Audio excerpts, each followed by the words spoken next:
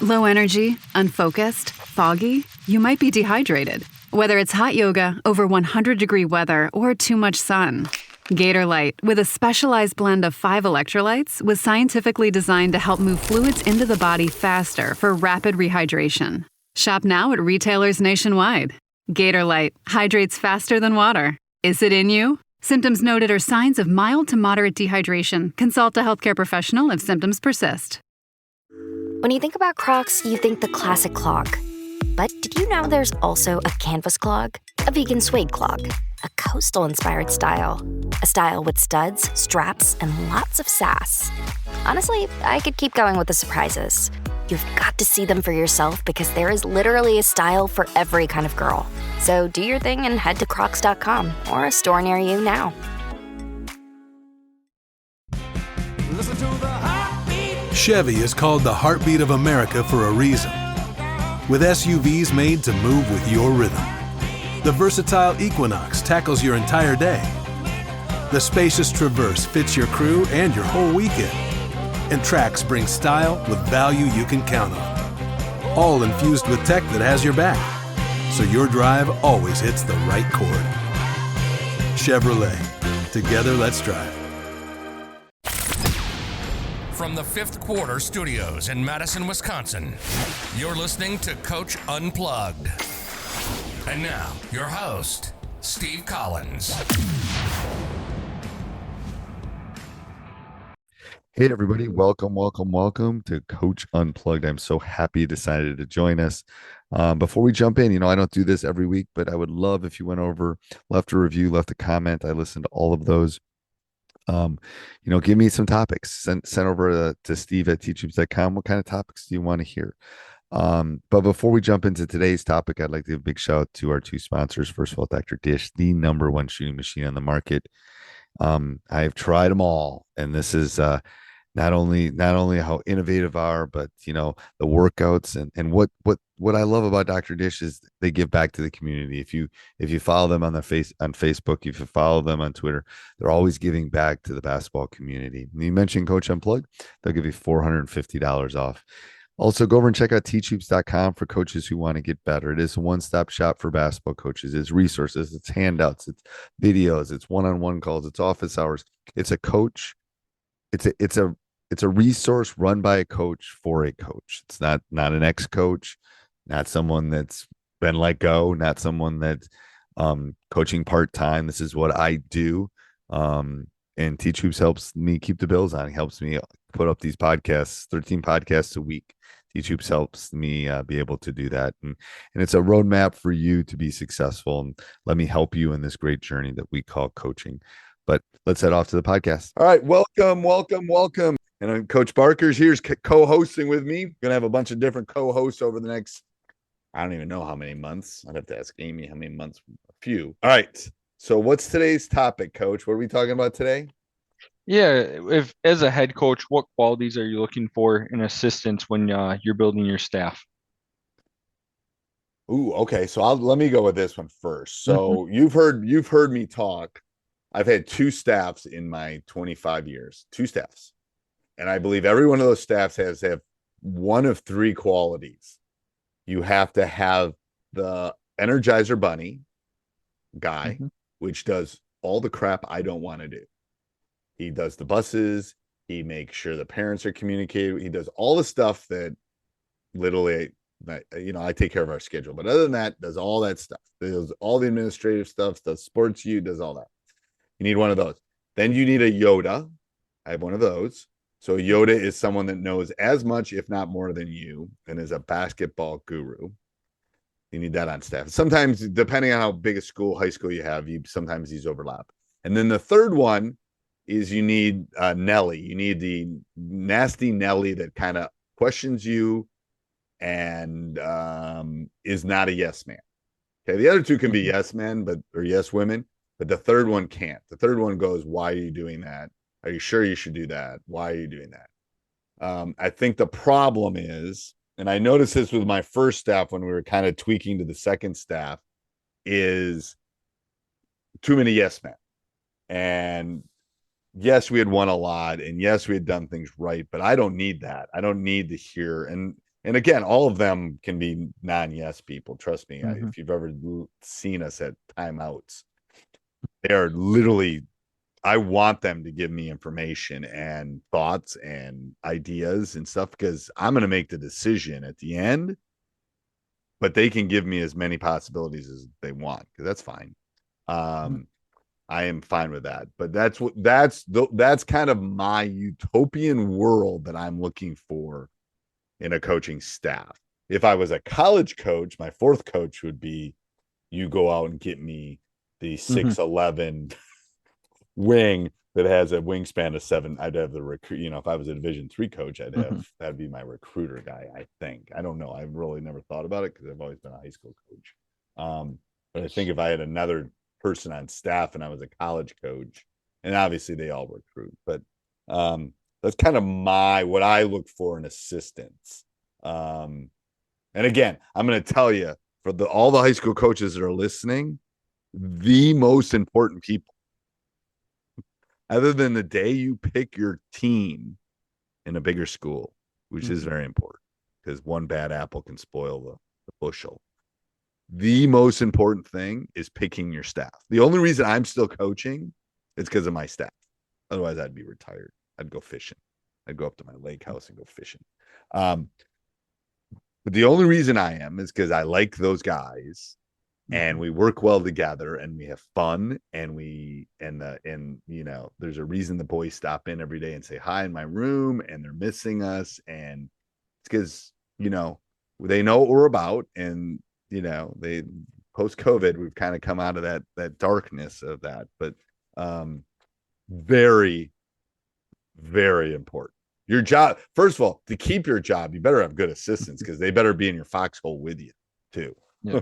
But what do you think, Coach? I'm sorry. What do you think about this? Was your question? I'm sure you got some responses to that. Yeah, I think what you said there, a lot of that is similar to me, and what I'm thinking. I was thinking a couple different things, I guess, in terms also of you've had two staffs, right? So you haven't really turned it over, had to look for it. But for No. new coaches starting out, I think it's important to find different types of coaches than if you were a 15-year or 20-year veteran as a coach. And I think what I mean by that is when you're starting out, you would like somebody on staff. And at the end of the day, I think it's more important the relationships you have with your assistant coaches over, their prior experience. Because you can teach them the X's and O's. Correct. You can teach them but you better be able to because you're going to spend a lot. I mean, I swear to God, I spend more time with my assistant coaches than my wife during the season. I agree. A lot more conversations for sure. Yeah, I know. So the specific traits, I think, you're looking for that honest and trustworthy person, and we're looking for coaches that are responsible. And then also similar to you in your nasty Nelly, I'm looking for someone that's going to question me. So those are kind of the traits. And when I'm starting out, maybe I don't want so much of someone questioning me. Personally, I'm fine with it, but maybe some younger coaches might be a little skeptical that, hey, that person might want my position or that type of thing. Yeah, there's a fine line there, but I want why are we running zone so much, coach? Or why are we doing this? Like again, as a younger coach, it's harder. Absolutely. And I had one of those that knew how to do it to me. Like it was like a lightning in a bottle because he knew how to say it to me without me going, oh, what are you talking about? Blah, blah, blah. Those are special. And if you can find those are even better. But yeah, the younger coach is going to have a little bit harder time, I think. Also, I think you have to be cognizant of how the coaches fit together. And kind of what I mean by that is, hey, for instance, I've had multiple assistant coaches over the year. It's kind of, the nature of the beast nowadays with the younger coaches and that type of thing. But what I mean by that is I have one assistant coach that he's my right-hand person, right? Him and I are together at all times. we're stuck together. I have another person I coach on the girls side. She handles all the girl stuff. She handles all the parents, all the scheduling, all the concessions, all those types of things. How do you do halftime as a girls coach? This is a side note, has nothing to do with this question. How do you do Yeah. halftime and pregame and postgame? You go in the locker room? So pregame, we do not go in the locker room. We have a coach's room with a whiteboard and all of that. So we don't do any pregame. We talk to them, 15 minutes before the JV game starts. Okay. And then we talk to them. And then with 10 minutes to go in the JV game, we'll talk to them in the weight room after they do their pregame exercises and workout. So we'll talk to them in the weight room, and then we'll just see them on the court. So pregame, no locker room. Okay. Halftime, we do locker room, but I'm not big into halftime talks and stuff. So typically we'll be in the locker room 1 minute, 2 minutes. Okay. As coaches will, and this is what I'm saying with building coaches, they're all focused on certain areas. Yeah, that's why I'm saying having a female coach might be important. Oh, she does that. Coach. She goes right in there. Yep. Yeah. She handles all that. She's she's hopping in and out of the locker room, pregame, halftime, that type of thing. Just to keep the high schoolers kind of focused on the game and, ensure everything is how it should be. So that's, a different aspect of it. And I think you have to have someone on staff that's that film junkie, to really kind of fill that role. You have to have that person that's that film junkie.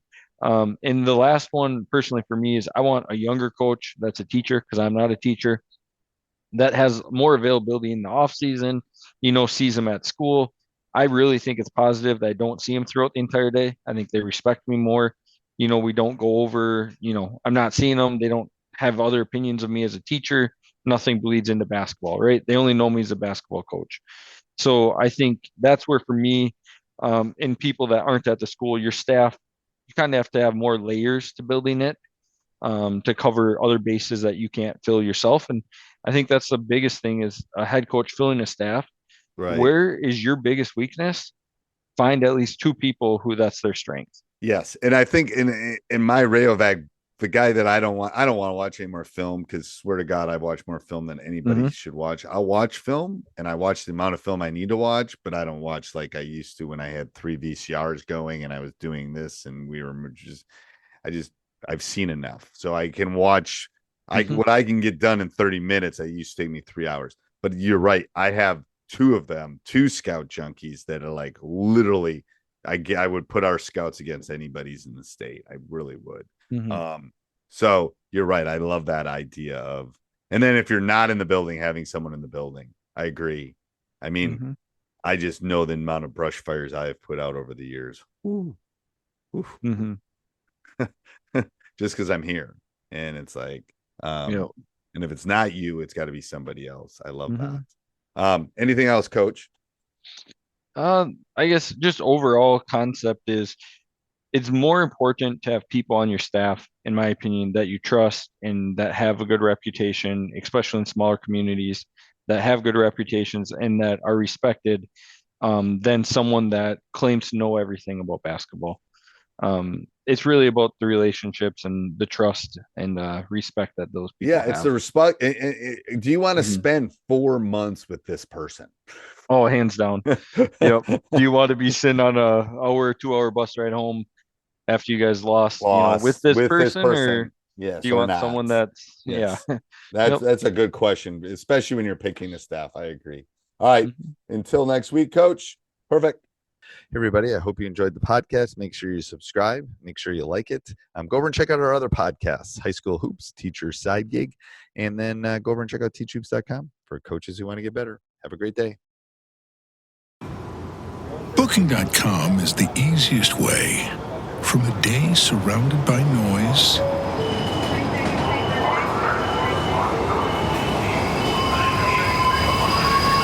to a stay surrounded by nature. That's nice. Go on, book it. It's easy. Booking.com. Booking.yeah. Fall is the perfect time to refresh and reorganize your space. At the Home Depot, find power tools and tool sets starting at $50 to help tackle DIY projects, home updates, and more. Whether you're drilling brackets to support new shelving or sharpening your hedge trimmer blade with an angle grinder, the Home Depot has the tools you need to check projects off your list. Shop Labor Day savings at the Home Depot and gear up for fall projects with the right tools to keep your projects moving.